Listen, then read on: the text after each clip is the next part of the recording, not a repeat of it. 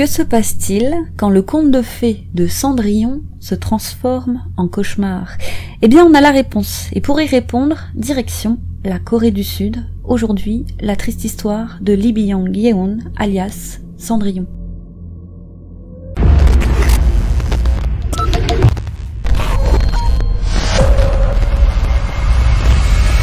Comme toujours, n'hésitez pas à vous abonner et à liker la vidéo. Lee Byung-yeon, âgé de 29 ans, a donc été surnommé par la presse sud-coréenne Cendrillon. Et pour mieux comprendre, il faut remonter plusieurs années en arrière. Lee a grandi dans une famille très pauvre. Elle est décrite par ses proches comme étant une très jolie jeune femme, travailleuse et gentille. Elle prenait grand soin de toujours faire passer les autres avant elle. Malgré les difficultés financières, Lee a travaillé très dur à l'école. Ainsi, elle est allée à l'université d'où elle est sortie diplômée. Son diplôme en poche, elle a intégré un cabinet dentaire où elle occupait le poste d'hygiéniste dentaire. Et grâce à son sérieux, elle a rapidement gravi les échelons et a quitté sa ville natale située sur l'île de Jeju pour emménager seule dans la grande ville de Séoul. Malheureusement, même après son déménagement, Lee et sa famille continuaient à avoir des problèmes financiers. Et comme Lee était très proche de ses parents, hors de question pour elle de les laisser tomber. Alors elle leur envoyait régulièrement de l'argent, et c'est pour cette raison que ses fins de mois étaient difficiles et qu'elle avait même du mal à payer le loyer de son appartement. Mais le destin lui a, semble-t-il, souri, puisqu'un jour de l'année 2008, en allant à l'église, elle a rencontré un homme, un certain Alex Choi, qui semblait avoir tout du prince charmant. C'était un homme grand et beau qui plaisait énormément aux femmes, mais ce n'est pas tout, il était le fils d'une famille très aisée. Ses parents vivaient à Manhattan, dans l'état de New York, et avaient fait fortune dans l'immobilier. Et en plus d'être beau et riche, il était intelligent. Il était diplômé de Yonsei, l'une des universités les plus prestigieuses de Corée du Sud, et travaillait dans une société financière très réputée. Il avait tout pour lui. Alors Lee est rapidement tombé sous son charme, pensant même avoir rencontré l'amour de sa vie. Sa relation faisait des envieuses et beaucoup de gens la considéraient comme une Cendrillon des temps modernes, car elle avait certes grandi dans une famille très pauvre, mais désormais elle filait le parfait amour avec encore une fois un homme issu d'une famille aisée, encore une fois diplômée d'une prestigieuse université. Alors pour tout le monde, elle semblait vivre un véritable conte de fées. C'est ainsi que les années vont passer, et 4 ans après leur rencontre, comme Alex souhaite obtenir une maîtrise en administration des affaires, un prestigieux MBA, il doit se rendre aux États-Unis pour suivre des cours. Alors, il décide de demander Lee en mariage. Et il lui propose de déménager ensemble aux États-Unis afin de se marier là-bas pour commencer une nouvelle vie à deux à New York. Et pour la convaincre de le suivre, il l'a beaucoup rassurée, lui disant qu'une fois sur place, c'est lui qui paierait tout et qu'elle n'aurait aucun souci à se faire. Et comme Lee aime Alex plus que tout et qu'elle lui fait confiance, elle accepte de tout quitter pour lui, sa famille, ses amis, son travail. Mais il y a un hic. La famille d'Alex s'oppose à ce mariage. Ils ne veulent pas de Lee comme future belle-fille. Et j'imagine que vous vous doutez de la raison. Elle vient d'une famille pauvre, alors hors de question. L'entourage veut qu'il épouse une femme du même milieu et qui soit de préférence avocate ou médecin. Mais Alex, fou amoureux, semble bien décidé à épouser Lee en dépit de l'avis de sa famille. Alex dit à Lee qu'en se rendant ensemble aux États-Unis, il réussirait sûrement à faire changer d'avis ses parents et que, même s'ils étaient opposés à ce mariage, il n'aurait d'autre choix que de l'accepter. Le couple achète donc 2 billets d'avion pour New York. La date de leur départ est prévue pour le 24 janvier 2013 à 9h. Le jour précédant son départ pour les États-Unis, Lee s'est rendue dans le petit restaurant tenu par sa mère pour lui dire au revoir. Elle lui a expliqué qu'à son arrivée aux États-Unis, elle serait probablement très occupée par l'organisation de son mariage et que déménager dans un nouveau pays et s'habituer à une nouvelle vie peut prendre du temps et être compliqué. Elle a ajouté qu'Alex et elle partiraient tous les deux en lune de miel et voyageraient à travers l'Europe pendant environ 1 semaine et que c'est pour toutes ces raisons qu'elle ne pourra pas la contacter pendant un moment, selon elle, environ 1 mois. Mais voilà, 1 mois passe, et la famille de Lee ne comprend pas pourquoi elle ne les a toujours pas contactés. Et l'inquiétude commence à monter. Sa famille décide de se rendre au bureau de l'immigration afin d'essayer de savoir où peut bien se trouver la jeune femme, mais une fois là-bas, on les informe qu'il n'y a aucun dossier au nom de leur fille et qu'elle n'a donc jamais quitté le pays. Les jours passent, et le 69e jour de sa disparition, désemparée et désespérée, la famille de Lee s'en va déclarer sa disparition au commissariat et une enquête est alors immédiatement ouverte. La famille pense que Lee a probablement décidé de rester en Corée et de ne pas épouser Alex, peut-être parce qu'elle aurait reçu des pressions de la part de sa belle famille et qu'elle aurait préféré prendre la fuite. Et c'est peu de temps après l'ouverture de l'enquête que la police découvre un indice capital. Il découvre que la carte de crédit de Lee a été utilisée en Corée du Sud à partir du 31 janvier 2013, soit 1 semaine après sa disparition dans une supérette située à environ 10 minutes de son domicile. Il découvre également grâce à un homme nommé Lim que la carte de Lee a été utilisée à 3 heures dans une supérette, puis à 5 heures, puis à 8 heures et enfin à 20 heures dans un taxi, mais aussi dans des bars, motels et boîtes de nuit. En effet, en Corée du Sud, il existe une option qui fait en sorte qu'après chaque utilisation de sa carte bancaire, un SMS contenant le montant de la transaction effectuée est envoyé sur son téléphone portable. Et comme Lee avait annulé son abonnement téléphonique avant son départ, c'est ce fameux Lim qui était devenu le nouveau propriétaire de la ligne.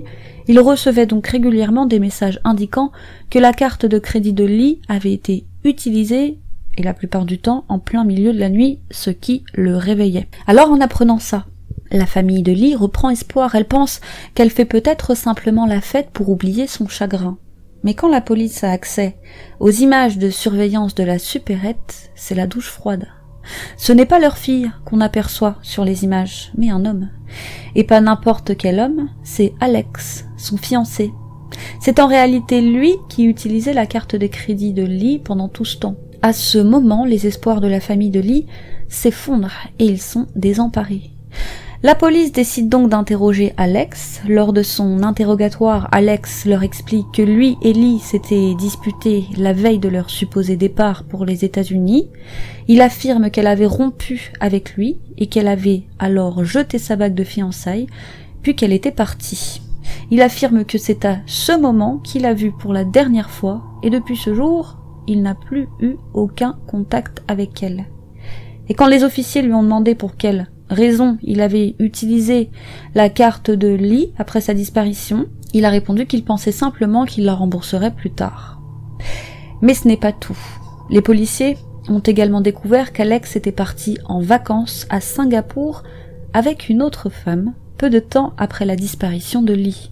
Les journalistes ont retrouvé la jeune femme et l'ont interrogée, et elle a expliqué qu'Alex et elle s'étaient rencontrés en 2012 et qu'elle pensait être sa petite amie officielle. En effet, elle n'avait jamais eu connaissance de l'existence de Lee.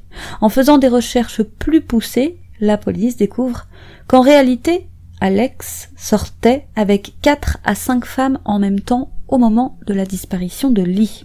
Ils ont également découvert qu'Alex n'avait jamais acheté de billets pour New York et il leur a même confié lors de son interrogatoire qu'il n'avait aucune intention de quitter la Corée du Sud pour se rendre aux États-Unis avec Lee et que c'était pour cette raison qu'ils avaient rompu la veille de leur supposé départ. En plus de ça, la police a découvert qu'Alex avait changé son numéro de téléphone portable le jour précédant le supposé départ à 14h48 et interrogé sur la raison pour laquelle il avait changé son numéro, Alex a répondu que ce n'était en aucun cas pour qu'on ne puisse pas traquer son téléphone, mais juste parce qu'il ne voulait pas que la famille de Lee le contacte et lui reproche leur rupture.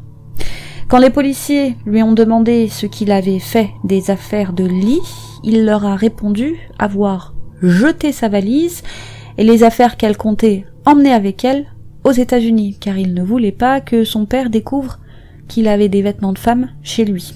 Toutes ces incohérences font douter les policiers quant à l'innocence d'Alex, et leur soupçon sur lui se renforce quand ils découvrent que 4 jours après la disparition de Lee, Alex s'était rendu dans un magasin spécialisé pour acheter un couteau pour sashimi extrêmement onéreux. Quand on lui a demandé pourquoi il l'avait acheté, il avait expliqué qu'il était très déprimé et qu'il voulait en finir. Des journalistes curieux ont alors interrogé un expert en criminologie. Est-ce que ça lui paraît cohérent que quelqu'un achète ce type d'objet dans ce but ? Eh bien, pour lui, non, ce n'est pas logique, et même peu probable. En effet, la taille du modèle qu'il avait acheté était trop imposante. Non, ce genre de modèle est généralement utilisé pour l'attaque. Et quand on a demandé à Alex où se trouvait le couteau pour sashimi, il a affirmé que son père l'avait pris pour s'en débarrasser et qu'il ne sait donc pas où il se trouve. Et interrogé par des journalistes, son père a affirmé que c'est totalement faux et qu'il ne l'a jamais vu. Il découvre également qu'Alex avait loué une voiture du 24 au 26 janvier. Rappelons que le jour du supposé départ pour les États-Unis était le 24 janvier, et quand les policiers ont demandé à Alex pour quelle raison il avait besoin d'une voiture, il ne s'est pas dégonflé, leur a expliqué que c'était tout simplement pour se rendre dans un centre commercial. Or, l'aller-retour entre son domicile et le centre commercial est de 24 km, mais des données fournies par l'agence de location montrent qu'il a parcouru 48 km. Quand les policiers demandent d'expliquer ces 24 km d'écart, eh bien Alex explique ne pas savoir car il ne s'en souvient pas.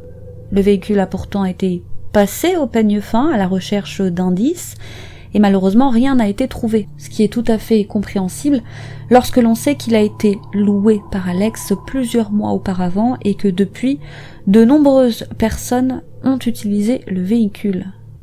À force d'entretien avec le jeune homme, la police a fini par en conclure qu'il est juste un escroc et que tout ce qui sort de sa bouche n'est que mensonge, même sa vie n'était que mensonge. La police a découvert qu'Alex n'était pas riche et qu'il ne travaillait pas non plus dans une société financière réputée. Il était en réalité sans emploi et pour vivre, il collectait et vendait occasionnellement des ordures recyclables. En plus de ça, sa famille ne s'était jamais opposée à son mariage et surtout, elle ne vivait pas aux États-Unis. Et Alex n'était pas issu d'un milieu aisé, ça vous l'aurez compris. Son père était même dans une situation financière très précaire et il vendait lui aussi des déchets pour survivre. En réalité, la plupart du temps, lors de ses rendez-vous amoureux, c'était ses petites amies qui payaient. Mais pour ne pas se faire démasquer, il leur achetait des cadeaux particulièrement coûteux pour des occasions spéciales comme la Saint-Valentin, leur anniversaire ou Noël. Il offrait donc à Lee des montres de luxe à chacun de ses anniversaires, et s'il pouvait se permettre d'offrir ce genre de cadeaux, c'était parce qu'il empruntait de l'argent à ses différentes petites amies. En fait, il utilisait l'argent de l'une pour offrir un cadeau à l'autre. Il n'avait en réalité rien du prince charmant, c'était juste un escroc et un coureur de jupons qui profitait de la naïveté des jeunes femmes qu'il rencontrait. La police lui a demandé de passer le test du détecteur de mensonges, ce qu'il a accepté de faire, et 2 questions, entre autres, lui ont été posées.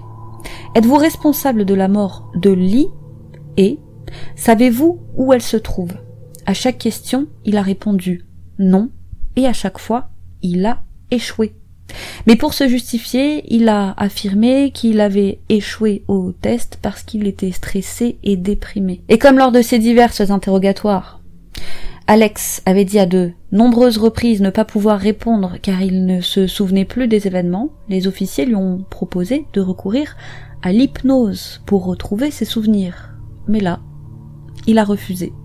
Son domicile a été perquisitionné, mais il n'a rien été trouvé de concluant et malheureusement, les images des caméras de vidéosurveillance se situant à proximité de son domicile avaient été effacées depuis longtemps, alors impossible de retracer précisément ses allées et venues lors du drame. Et avouons les choses, les enquêteurs sont loin d'être dupes. Ils doutent de son innocence. Ils ont bien remarqué que, même si tout au long de l'enquête, Alex affirmait être attristé par la disparition de Lee, en réalité, il n'avait pas l'air de s'en soucier réellement. Et à ce jour, soit 7 ans plus tard, Lee est toujours porté disparu. Quant à Alex, faute de preuves suffisantes, il n'a été condamné qu'à 2 ans de prison pour fraude et il est aujourd'hui libre comme l'air. Et toujours faute de preuves suffisantes, l'enquête sur la disparition de Lee est dans l'impasse. Sans preuve solide ou confession d'Alex, les officiers ne peuvent pas l'inculper et le mystère reste officiellement entier quant à ce qui est arrivé à Lee. S'est-elle enfuie parce qu'elle était effondrée d'apprendre que 4 ans de sa vie n'étaient que pur mensonge, ou parce qu'elle avait honte d'avoir cru les belles paroles d'Alex et qu'elle ne pouvait pas faire face à sa famille ni à ce lourd fardeau qu'est la honte, ou Alex est-il responsable de sa disparition? N'hésitez pas à nous faire part de vos théories en commentaire. Merci pour vos messages. On répond au maximum, par manque de temps on ne peut pas répondre automatiquement, mais le cœur y est, merci du fond du cœur. Sachez qu'on prépare beaucoup de nouveautés pour la chaîne, on en reparlera. Likez la vidéo si elle vous a plu, abonnez-vous si ce n'est pas déjà fait, et rendez-vous samedi pour une triste histoire des plus tordues. Je l'ai déjà préparée et je peux vous dire qu'elle est tordue. Voilà, à bientôt sur la chaîne pour de nouveaux faits divers inédits.